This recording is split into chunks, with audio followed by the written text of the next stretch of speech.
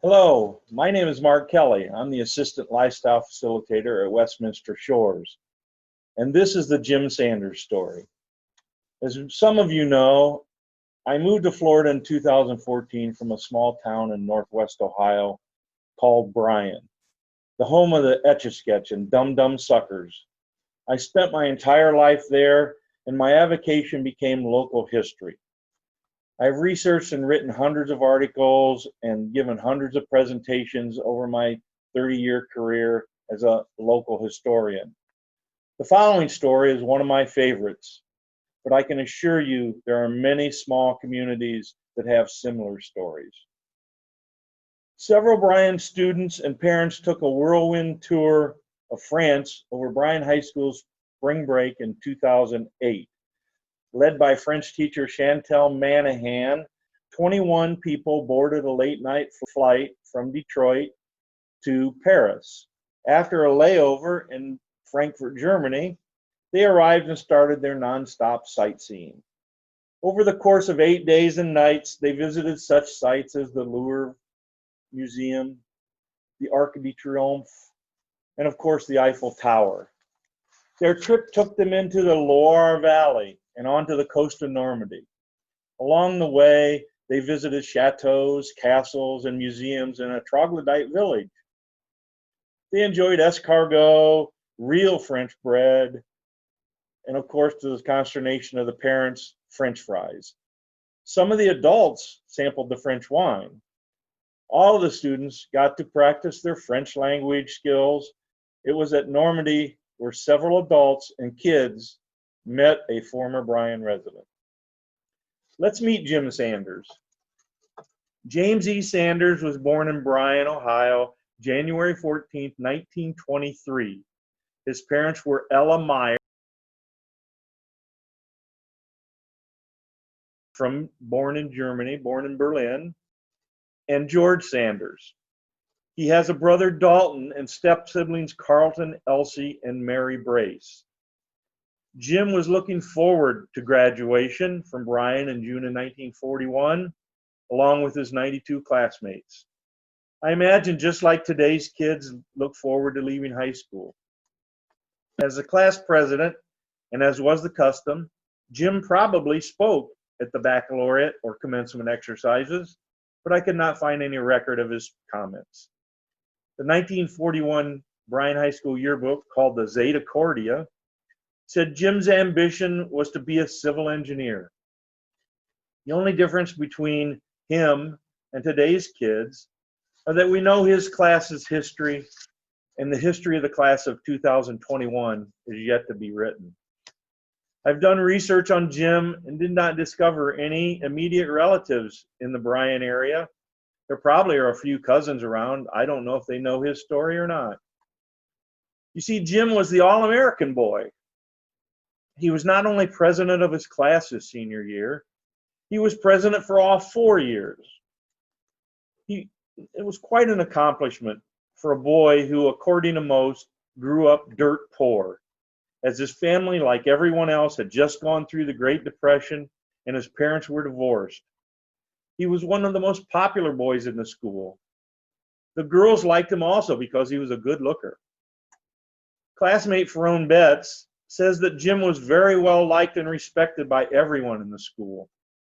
Classmate Bill McCarnes said Jim was definitely the smartest boy in the high school. Bryan had a population of about 5,000 that time and had only 3 high school sports: football, basketball, and track.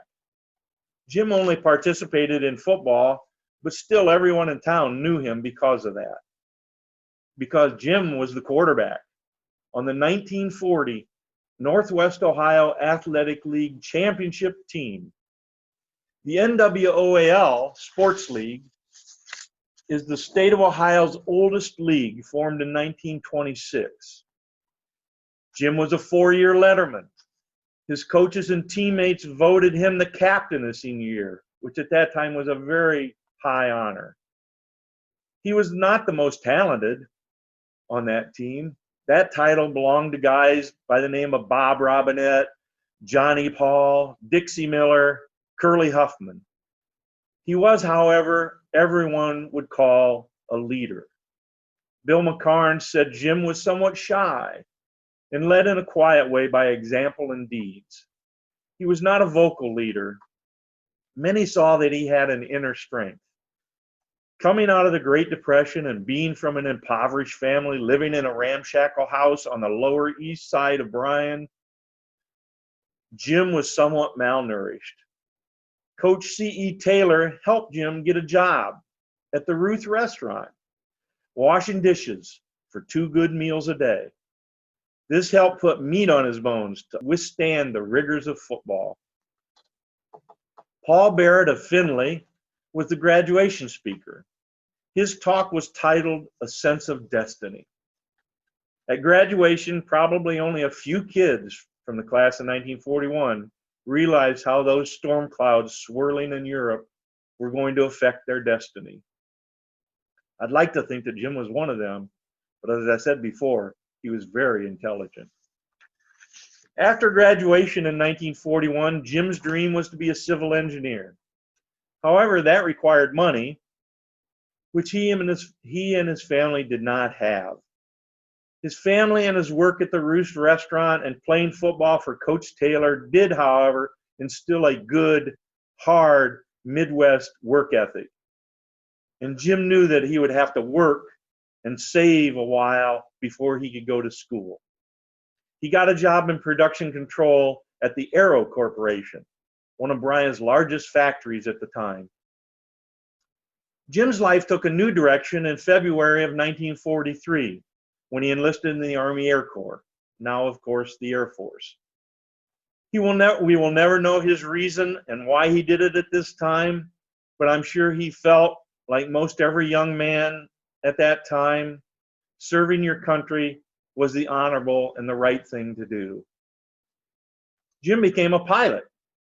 He had the smarts, and he was a leader. He received his training in the Texas airfields, including the one at San Antonio. His plane was a B-24 Liberator bomber.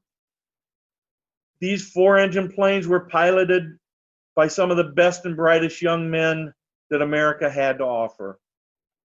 In April 1944, Jim arrived overseas.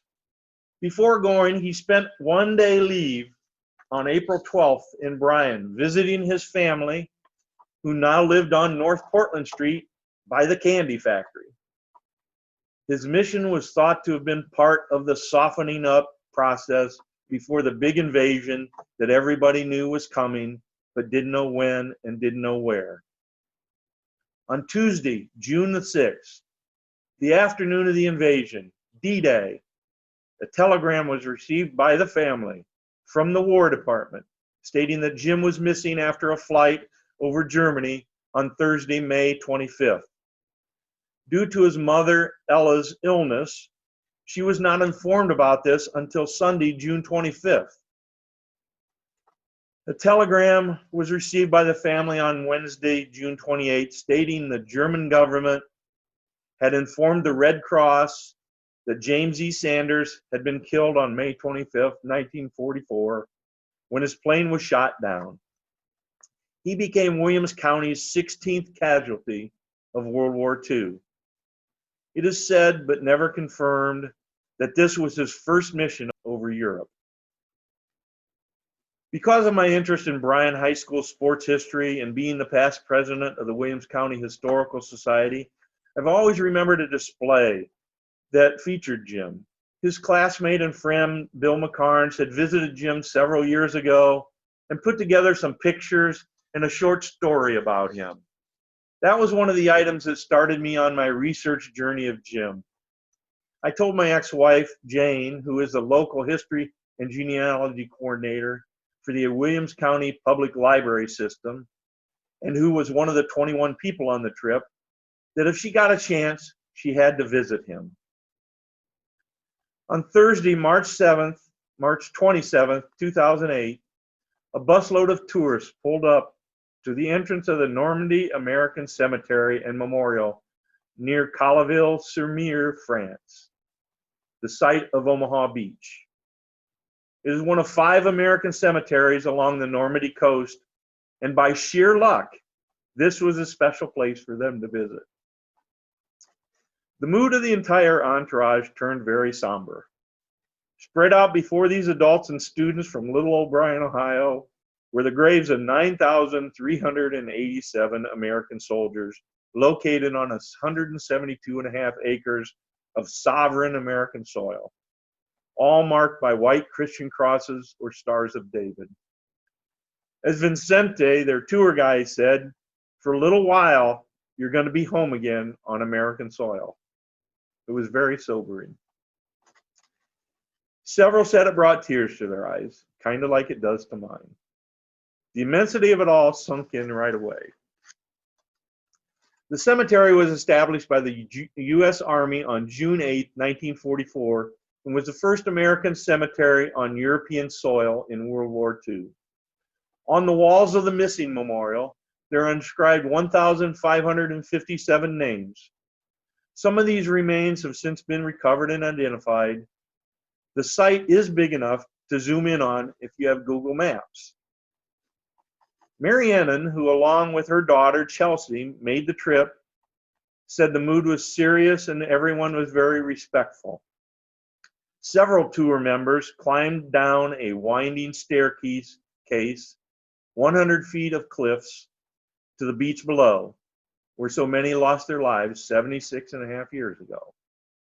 On the beach, a small circle was formed with everyone holding hands and a prayer was said. On the web, there is a complete story of this site. That is where I found the location of Jim's grave. 3 generations of the Huffman family, Jeremiah Huffman, Jane Huffman Kelly, and Cassandra Martin, a family who had lost their Uncle Bob in December 1944 in the Pacific Theater, walked to Plot C, row 21, grave 43, and paid their respects. Second Lieutenant James E. Sanders, U.S. Army Air Forces, service number 0-700988, was a pilot of the B-24 Liberator bomber of the 67th Bomber Squadron, 44th Bomber Group Heavy. He entered the service in February 1943 from Ohio and was awarded the Purple Heart posthumously. His plane was shot down over Germany. He died on May 25, 1944. He was 21 years old. He served our country. He served our country with honor and paid the ultimate sacrifice.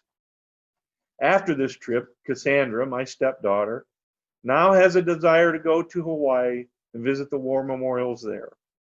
Her uncle, Lieutenant Colonel Larry Kelly, my brother, said he would love to take her, but now health reasons prevent that. I'm hoping someday I can. I would also like to take her to Washington to see those memorials. She also later stated that Normandy was a favorite part of her trip. She loved the area and hopes to return someday. Jim will be waiting. Jim will be waiting. Thank you, and thanks you to all who have served.